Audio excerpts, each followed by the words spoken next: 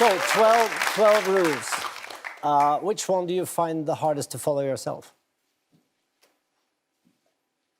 Probably the hardest one is to tell the truth, or at least not to lie.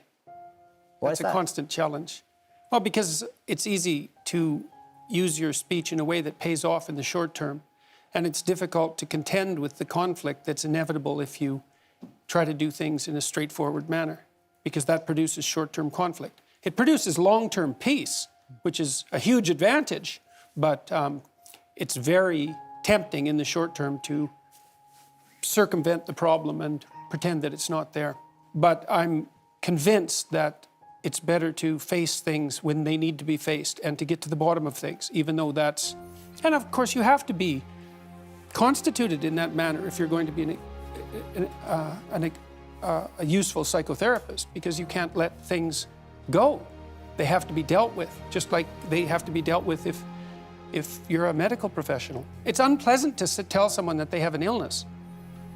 It hurts their feelings, it upsets them. But if you don't deal with it, then perhaps they die. And psychological issues can be of the same significance. Weak people are a problem in general.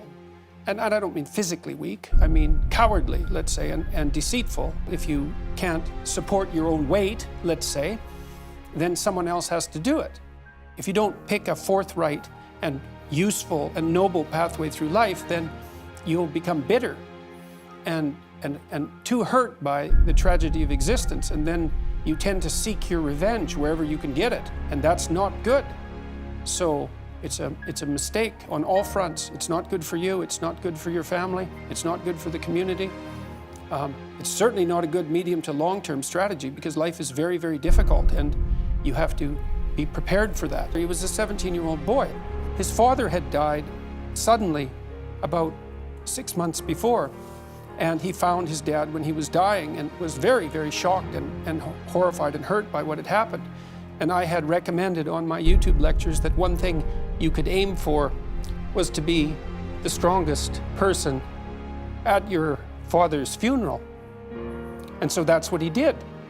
And he helped his mom, and he wrote a 200-word eulogy and got through it.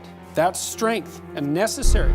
It's a terrible thing that happened, but he did everything he could not to make it any worse than it had to be. But do you never see that showing weakness can be a strength too? Not weakness, vulnerability. That's a whole different thing. To admit to the fact that you're vulnerable, that's a form of courage. That's not a form of weakness. But that leads you to take whatever steps are necessary to deal with that properly. It isn't some facade that you're invulnerable. No one is invulnerable by any stretch of the imagination. And to stand up and face that is the best route that you have.